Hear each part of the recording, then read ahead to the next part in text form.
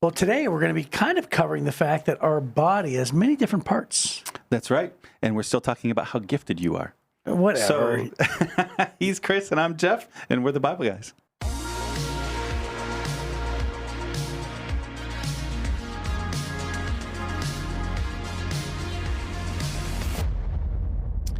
Okay, hey, before we get into this next segment, I just wanted to remind our listeners, we mentioned this yesterday. Yeah. If you're listening from someplace outside of Michigan, Right. And you're watching on YouTube especially, make sure you write in the comments where you're watching from. Yeah. And we mentioned yesterday there's 300 or 200 and something listeners in Ireland. But we have a bunch of listeners like in really far away places like Indiana.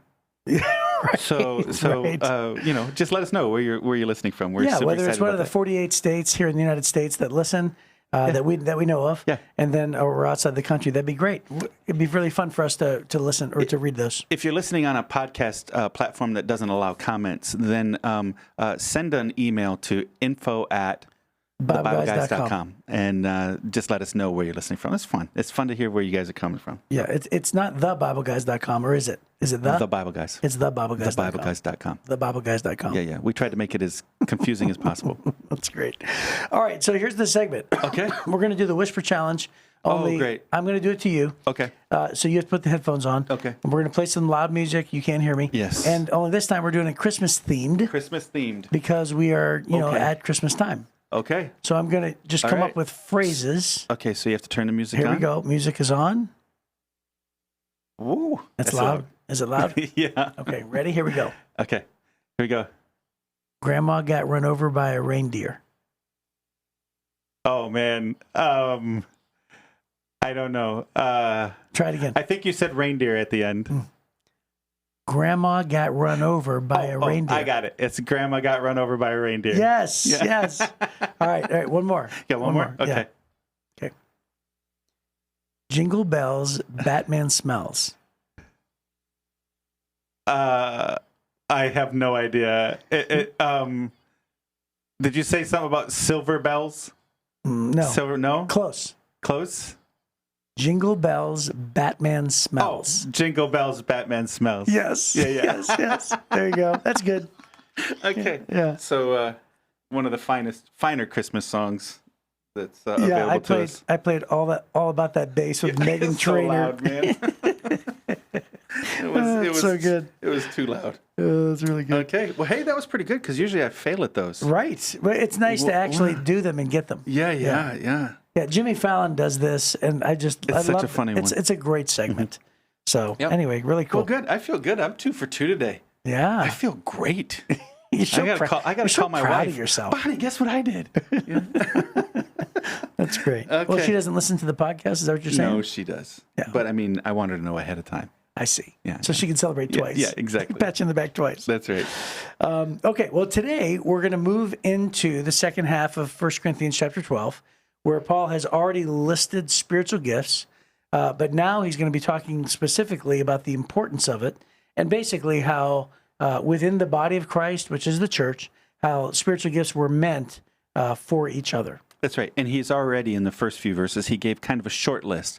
It's not a complete list of all the spiritual gifts, but he gives a short list. He talks about wise advice and special knowledge and great faith and wisdom. healing and all those kinds of things. So then in that context, where he's given a whole list of different kinds of spiritual gifts, then he picks up in verse 12, and we're going to read verse 12 to the end of the chapter in 1 Corinthians chapter 12. He says, the human body has many parts, but the many parts make up one whole body. So it is with the body of Christ. Some of us are Jews, and some are Gentiles, some are slaves, and some are free. But we all have been baptized into one body by one Spirit, and we all share the same Spirit. Yes, the body has many different parts, not just one part. If the foot says, I'm not a part of the body because I'm not a hand, that does not make it any less a part of the body. And if the ear says, I'm not a part of the body because I'm not an eye, would that make it any less a part of the body? If the whole body were an eye, how would you hear? Or if your whole body were an ear, how would you smell anything? But our bodies have many parts, and God has put each part just where he wants it. How strange a body would be if it only had one part. Yes, there are many parts, but only one body. The eye can never say to the hand, I don't need you. And the head can never say to the feet, I don't need you. In fact, some parts of the body that seem weakest and least important are actually the most necessary. And the parts we regard as less honorable are those we clothe with the greatest care. So we carefully protect those parts that should not be seen, while the more honorable parts do not require this special care. So God has put the body together such that extra honor and care are given to those parts that have less dignity. This makes for harmony among members, so that all the members care for each other. If one part suffers, all the parts suffer with it. And if one part is honored, all the parts are glad. All of you together are Christ's body, and each of you is a part of it. Here are some of the parts God has appointed for the church. First are apostles, and second are prophets, and third are teachers, and then those who do miracles, and those who have the gift of healing, and those who can help others, and those who have the gift of leadership, and those who speak in unknown languages. Are we all apostles? Are we all prophets? Are we all teachers? Do we all have the power to do miracles? Do we all have the gift of healing? Do we all have the ability to speak in unknown languages? Do we all have the ability to interpret unknown languages? Of course not. So you should earnestly desire the most helpful gifts. But now let me show you a way of life that is best of all. Awesome. So it's pretty cool. I love how his attitude about we all need each other, right? Oh, for sure. Yep.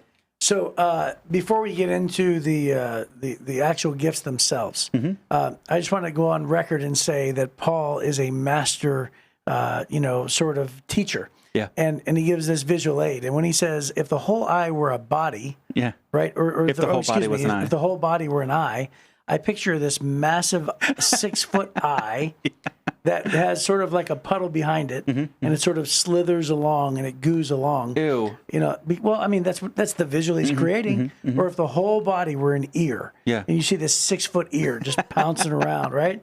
He's like, come on, where would the sense of Right. of anything else be? Right. Where would the sense of smell be? Is what he said. That's right. So it's just an interesting thing how Paul is saying, and not only that, but he goes pretty deep here. Yeah. And he says there are parts of the body that are less dignified, right? Yeah. They're not as honorable. And he's referring to private parts in the body, Sure. right? And he says, think about that. So they may not be as honorable as the public parts. Right. He says, but if you think about it, you have to treat them with special care. Right. And he's not saying dishonorable. No, not at all. So that word honorable is a little difficult. What he's saying is it's not always for public view. Right. And so he said we take particular care in covering ourselves. Right. For that. But he said doesn't make those parts less important.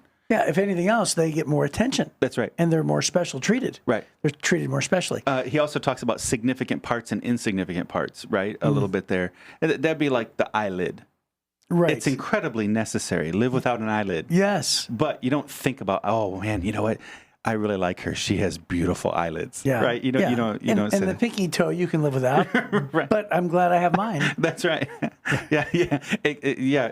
I think the pinky toe is specifically to find furniture in the dark. I think that's what it's for. That's the purpose of the pinky toe. Yeah. That's so great. Okay, so we talked about the comparison parts, the visual aid, the Yeah. teaching part that Paul made, and of course, we get the message. And all of this is in the context of those spiritual gifts that we read about yesterday. That's right. Right. So anyway, let's go back to the question that I had for you yesterday. I said, Oh, yeah. number one, do you believe all the gifts are active? Yes. And you thought we were going to disagree, but in between the takes, Yes. we found out that we actually do agree. Right. But I'm interested in hearing your story. You said you've laid hands on somebody and they were healed on the spot. Yeah. So I won't give names. Okay. But we had a family who called us. It was several years ago. Called me to the hospital. Was it John? No.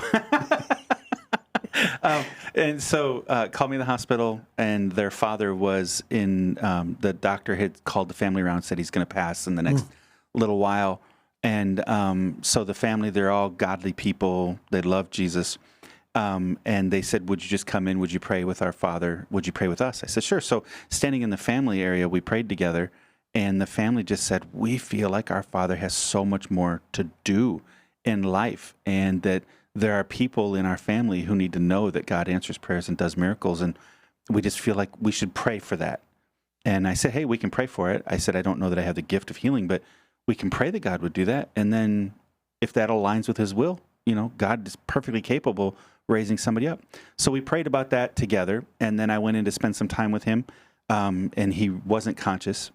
And have you gone into, I know you have, been with people who basically they were just waiting to have the life support unplugged, Yes. and their skin is cold, colder than normal. Clammy, very gray looking. They don't have Yeah. like life, Right. right? And he was only breathing with the machine and stuff. And so we prayed. I prayed with him. I read Psalm 23 with him, and then I just prayed. I laid my hands on him, prayed, and said, this is what the family was asking. And God, if you would heal him, we'll tell everybody about it. And so we just prayed, and then I left and went back out with the family. So it was just me. I left, went out with the family, and then the family said, "Would you stay with us?" So we stayed for maybe an hour. We're talking and praying, and the doctors come running in, going, "I don't know what you did. He's awake." And then he was out of the hospital 2 days later. They were Wow. unplugging him because he had died.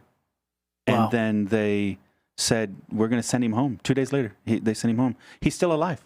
Wow. Yeah. This was more than a decade ago. And he's still alive. Yeah. hmm Wow. Yeah, his Wonder if wife's he's in heaven now. Wonder if he's going to live forever. Yeah, probably not. Well, in heaven. Yeah. Yeah. But this body's running out of gas. I just ran into him a couple days ago. Yeah. That is amazing. Yeah. Now, So I've had instances where it wasn't that quick, Mm-hmm. but I've had times where I've prayed over people, laid hands on them, and then prayed for something physical, and then later on down the road, like sometimes even months, they'll come back and say, "You'll never believe what happened." Yeah. Doctors were amazed. The cancer's gone. After 100 times of trying to get pregnant, we got pregnant. I've done those kind of things. I've been a part of those kind of things Right. where I'm just like, "Are you kidding me? Wow!" That kind of thing. yeah, this happened before I left the hospital. Yeah, that happened almost immediately. Yeah, it was quick. That's It- amazing. It was pretty amazing. I wouldn't say I have the gift of healing. I mean, I prayed that God would heal my grandmother, and she went to heaven instead. Right. So she did get healed, but in heaven. But it's not the way in which you So prayed. it's not about my prayers. It's about God's will, and it is appointed unto every single person. Every person has an appointment, right? Sure. And then God can, on occasion, supernaturally intervene and alter that. We see that in the Old Testament with King Hezekiah, right? Where God altered the time frame of his life. And so it happens rarely, and it doesn't happen every time, but when it aligned with, God's will, that's what happened there. So with all of the spiritual gifts, they're all necessary, and we can kind of make a big deal about those ones, right? But the reality is, and what you're going to find through the rest of this passage, we're going to read chapter 13 tomorrow, and then when we get into 14, his real goal is that we would use the gifts for others, right? It's not just for us. Most of us, we'd want the gift of healing so we can keep our family members alive. But that's really for us. And it's a misunderstanding of how great heaven is. If I had to choose between my grandmother still being alive on earth today and being in heaven, the only reason I would demand that God leave her on earth is because I don't understand how incredible heaven is. Right? It's for me. It's not for her. If I'm praying for her, heaven is far greater. She wouldn't want to come back if she could. No. Right? No. Because there's no death, there's no sorrow, there's no brokenness, there's no consequences of sin. There's none of that there. It's absolute and total perfection. But I don't want to lose her. And so a lot of times those prayers are me-centered. But on occasion, God still has more work for, and I believe in the gentleman that we're talking about, God still had more work for him and his family that God said, okay, I'm going to do this.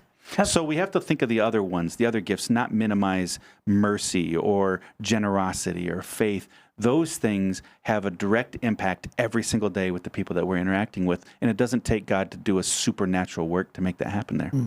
And that's why he gives so many of us normal gifts like that. Have I mentioned on this podcast before the song that I quote, "If you could see me now" at the end of the funerals? Yes, you mentioned that. That was a long time ago. Yep. Yeah. So it's just that sentiment where it says, "You wouldn't ever want me to leave this perfect place in heaven if you could only see me now." That's right. It's just the idea that, you're right. It's for those who have passed. It's not a punishment. It's not a. That's right. It's not a bad thing to say.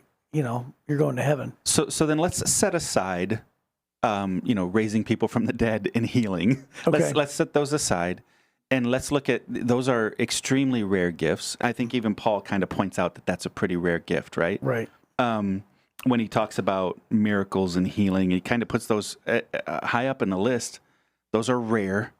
And then more and more common are the ones that, and I think this is why he's saying this, but when he talks about private parts and all that kind of stuff, is we're like, well, I don't have important spiritual gifts because I can't heal people.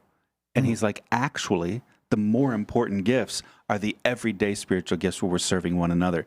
And so he makes a big deal, and he, verse 27, all of you together are Christ's body, and each of you is a part of it. And then there's another part where he says you each belong to each other. Do you remember where that's at?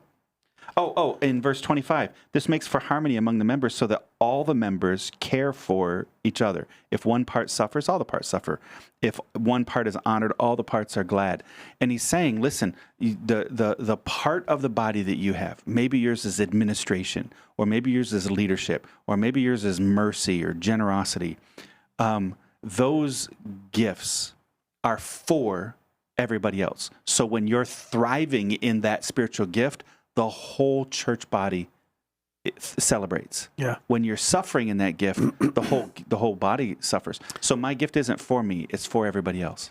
So in the Greek, those little words mean for the purpose of. Yeah. So that the members care for each other. That's right. In other words, it's literally saying that you've been given these spiritual gifts for the purpose of caring for those in the church, those who believe, in Christ, and those people who you're called to live life with. Right. So then spiritual gifts then are definitively defined as something given to you so that you can give away, That's right. so that you can use. For the purpose of. And so if God has given you the gift of hospitality, for instance, and you just absolutely have a passion, and you're not using that gift to serve others, whether it's in the church or not in the church, you need to find a way to serve others and use that gift. That's correct. Because that's what God has given you, and you need to bless others with that gift. That's right. And then we can't be looking down on other people's gifts. There's a thing within the church, and you've probably seen this. Christians tend to project their gifts onto others. Mm-hmm. For instance, you and I both mentioned we have the gift of leadership, for instance. Yeah.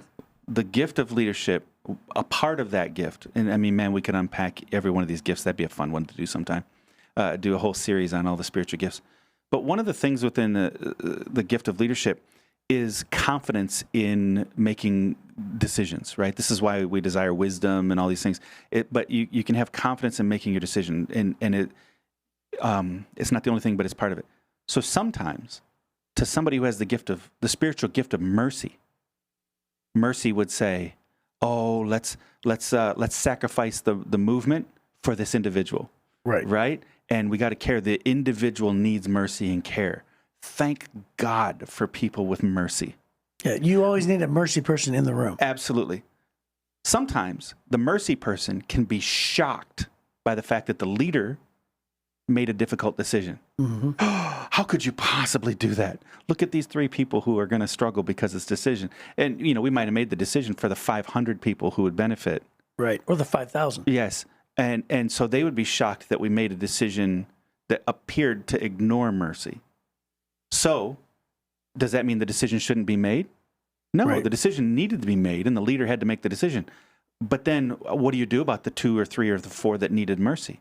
Well, this is why God gives some people mercy and some people leadership. If we were all only mercy gifts, nothing would ever get done, but we'd all love each other. Right. If we were only leadership gifts and there was no mercy gift in the church, we would just be bulldozing everybody all the time, Right, and it'd just be a wake of bodies behind us. So we desperately need on our team, we need people who can make hard decisions, Right. listening to and caring about the people who are coming to us with mercy concerns. But the mercy people need to trust the people with leadership. So we need each other, and we honor, and this is the thing, we honor each other's gifts. We don't tear down gifts or say, "Oh, your gift is dumb. My gift's really important." Right. Yeah. And, Right? and vice versa. And that's what he's trying to say through this whole body conversation. Right. Yeah. Those of us with the gift of leadership need to trust the mercy people at times too. That's right. That's right. Because when it says the whole counsel of God, we should always seek godly counsel, and we need to surround ourselves with people with opposing opinions. Right. And we need to consider all of them, because God places in our lives people all the time who try to get our attention. And you know what? Even though it may, sometimes it'll go against the leader or it'll go against the person's choice of mercy, whatever it is. But those are informed decisions. Right. Right. So you got to be informed. You have to be informed with all sorts of different perspectives. Right. It's sort of like, we were planning the other day something, and somebody had mentioned and said, there's no female perspective in this decision. Right. And I thought to myself, well, that is a crime. Like, it didn't mean to do that, but we need to find somebody to speak There's a into couple this. of guys sitting around making a plan, and there wasn't any Right. female input. And when Yeah. you're considering all people, Right. you have to have a female perspective. That's correct. And so in a spiritual way. And that's what he's saying in verse 13. Some are Jews, some are Gentiles, some are slaves, some are free. What is going on is that the body is made up of all kinds of different people. Right. And we do need good representation in the decision-making leadership ministry. Yeah. So a well-informed decision Yeah. is a decision that has, all sorts of representation speaking into it. That's correct. Yeah. I love this. There's a big difference between biblical diversity and the kind of diversity that the world's trying to sell us right now. Right. Right? It's not a fabricated thing. It's a natural thing. The natural believers that God has brought into the crowd together, if we all offer who we are. So what we need, go back to the mercy leader thing. We need the mercy people to offer up their mercy perspective, but give honor and respect to the leader decision maker. We need the people with leadership to offer up their leadership perspective, but give respect and honor to the one with mercy. In the same way, the men and the women need to offer up what they bring in their perspective, but give honor to the other one, right? Not just to ourselves. And he talks about the slave and the free. He talks about the Jew and the Greek. It's the same thing. You bring your perspective, you bring your gifts, you bring the thing that God's made you good at, you offer that to the body. Don't hold it back. You need to offer it. And then regularly and often, because, you and I running along as leaders, we forget. And if the mercy people didn't speak up, we would just be bulldozing people all the time. Yeah. So they need to speak up. But then the biblical diversity and biblical perspective would be that we honor the other view even while we're continuing to move forward with the gift that God gave us. Yeah. It's really important. So it's time to wrap up, but I want to offer this thought. I remember about 6 years ago, I did a 2-part series called Needy People at our church, and I wrote both messages. And the first week was based on this chapter, and we basically said actually it wasn't based on this chapter. The first week was we need you, and it was a volunteer recruitment thing, right? Like we need you to be a part of the the church, right? And then the second part was, believe it or not, you need us.